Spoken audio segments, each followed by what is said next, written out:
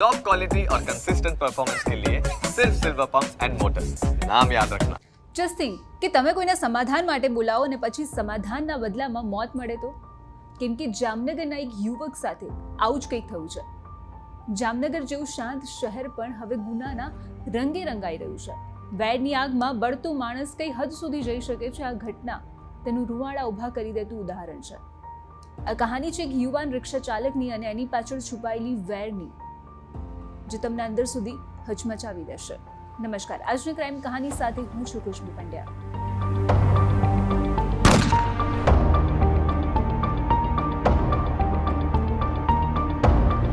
જામનગર, જ્યાં ગઈ રાત સુધી બધું જ શાંત હતું, પણ સવાર થતાં જ એક એવું સત્ય સામે આવ્યું જેણે બધાને સ્તબ્ધ કરી દીધા હતા. કેમ કે રવિવારની વહેલી સવારે જામનગરના દિગ્જામ સર્કલ નજીક સિદ્ધાર્થનગરમાં એક ભયાનક સમાચાર ફેલાયા. કાનજીભાઈ, જે એક યુવાન રિક્ષા ચાલક હતો અને તે પોતાની રિક્ષા ચલાવીને પોતાના પરિવારનું ગુજરાન ચલાવતો હતો, અને આજે તે નિષ્પ્રાણ હાલતમાં મળી આવ્યો હતો. પણ સવાલ એ હતો કે કોણ હતું એ ખૂની કે જેણે એક હસતા રમતા યુવાનની જિંદગી છીનવી લીધી હતી? તો તે માટે આપણે કાનજીભાઈના જીવનમાં શું ચાલી રહ્યું હતું તે સમજવું પડશે.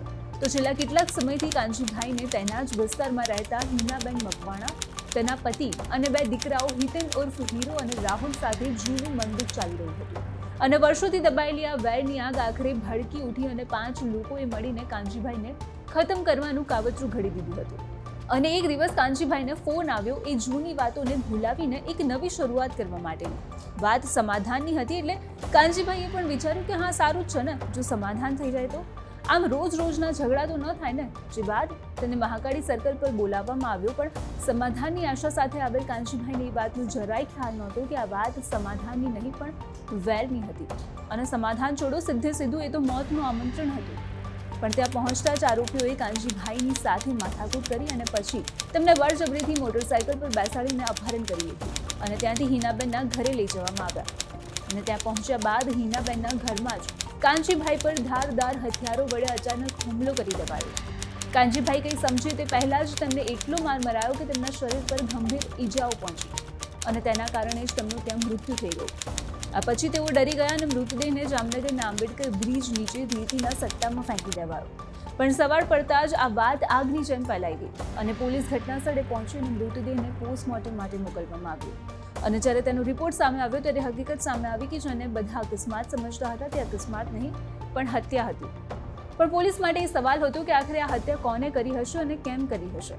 જે બાદ તપાસ હાથ ધરવામાં આવી, સીસીટીવી ચેક કરાયા અને કાનજીભાઈની માતાએ તે વખતે એટલે કે રામીબેને ફરિયાદ પર પોલીસે 5 આરોપીઓ સામે ગુનો નોંધી દીધો અને પછી હકીકત શું છે તેના મૂળ સુધી પહોંચવાની તૈયારી શરૂ કરાઈ. જુદી જુદી ટીમો બનાવવામાં આવી અને 4 આરોપીઓને પોલીસે ગણતરીના કલાકોમાં પકડી પાડવામાં આવ્યા.